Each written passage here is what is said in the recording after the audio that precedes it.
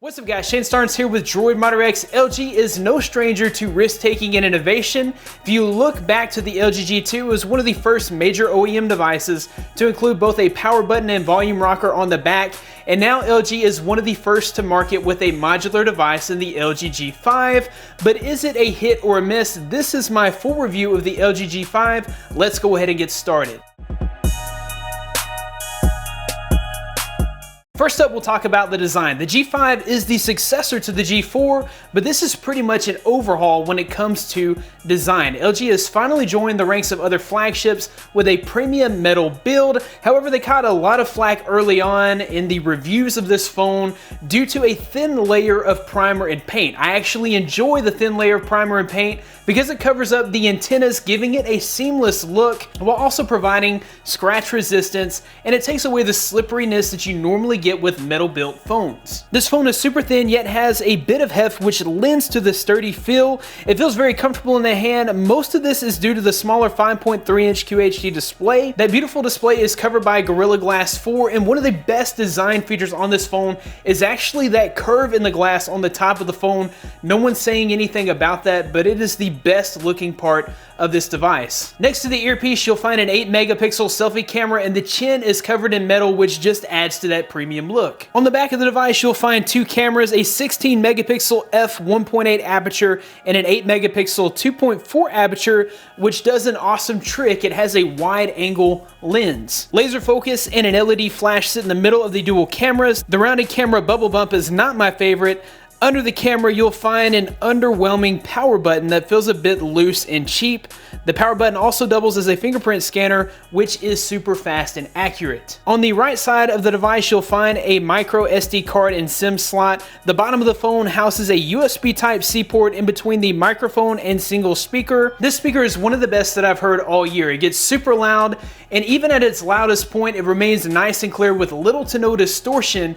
I actually put it up next to several other devices, and the LG G5 single speaker comes out even better than HTC's Boom Sound 2.0 in my opinion. The bottom chin slides out, revealing a 2,800 milliamp hour battery. This is where the modularity comes in. For now, there are only two modules. You have the camera grip module and a premium DAC module. I've not had the chance to use either one of these modules, but I can see where they would be very useful. You also have some Bluetooth connectivity friends. You've got the 360 camera and also the virtual reality headset. These are less like modules and more like accessories in my opinion, as they're not something that really stays with the phone. They're good for, maybe an hour's worth of use, and then you take it out and put the normal chin back on the phone. They're really not made to carry with you at all times. Next up, we'll take a look at the display. The display is a little smaller than last year's model with a 5.3-inch QHD display. You still get that awesome 2560 by 14040 resolution, which means that the screen is actually a little bit sharper with more pixels per inch than that of the G4. Once again, LG has gone with an LCD display.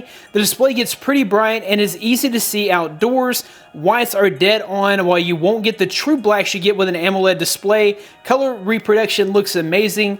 Things aren't oversaturated like with AMOLED displays, but colors remain vibrant. The included always-on display is actually pretty useful. It gives you access to the desktop, and it also notifies you of incoming notifications.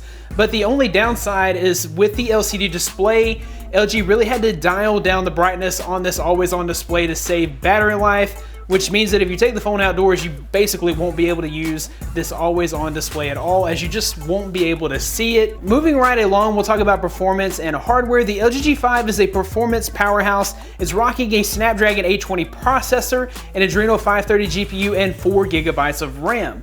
Even with the LG Skin overlay, things are nice, fast, and smooth. The G5 also seems to be a multitasking beast. The phone's able to open up and hold several applications in memory, and you'll be able to re-access those applications without having to reopen them from scratch. No matter what I threw at this device, I could not seem to slow it down. This phone also scores high in benchmark tests, scoring an average of 2,250 in single-core performance and 5,200 in multi-core performance with Geekbench. The fingerprint scanner is as fast as the Nexus 6P and is placed on the rear, which is my preferred placement. You can have the phone unlocked before you get it out of your pocket, The G5 comes with 32 gigabytes of onboard storage. You can expand that another 200 gigabytes with the included micro SD card slot. USB Type-C is the future, and LG has decided to future-proof their flagship by including it. When talking about battery life on the LG G5, it includes an underwhelming 2,800 milliamp hour battery. Most flagships these days include at least 3,000 milliamp hours of battery life. Still, most users will be able to get 3 to 4 hours of screen on time and will be able to get a full day's use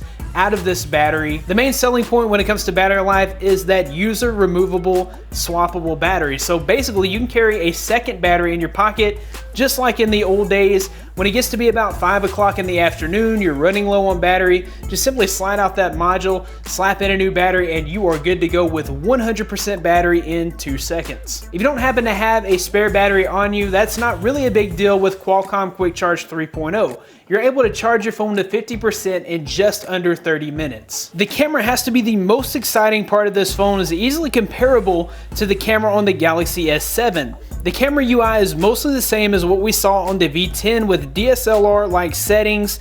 You're gonna get sharp photos with plenty of detail. Colors are more natural and less saturated. Low light performance is pretty good here as well, with little to no grain or noise out of the main shooter. There are 2 cameras on the back, the main camera and the wide angle camera. I love this setup. The wide angle lens tends to open up the scene and pretty much makes everything look awesomer. As far as software goes, the G5 is running Android Marshmallow 6.0.1 with the UX overlay.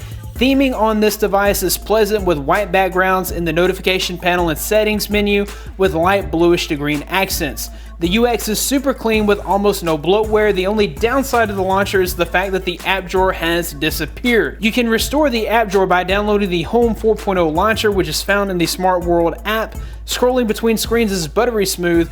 This is the slimmest UI experience ever on an LG device. It is a pretty refreshing experience overall. In conclusion, the LG G5 is one of the most hated smartphones of 2015.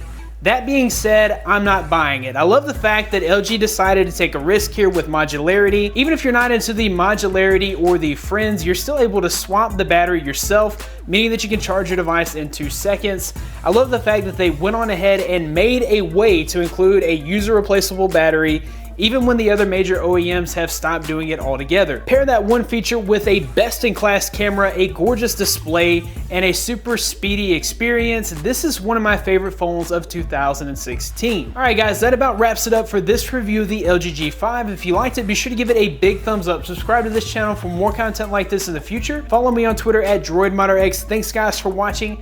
Be blessed. I'll see you in the next one.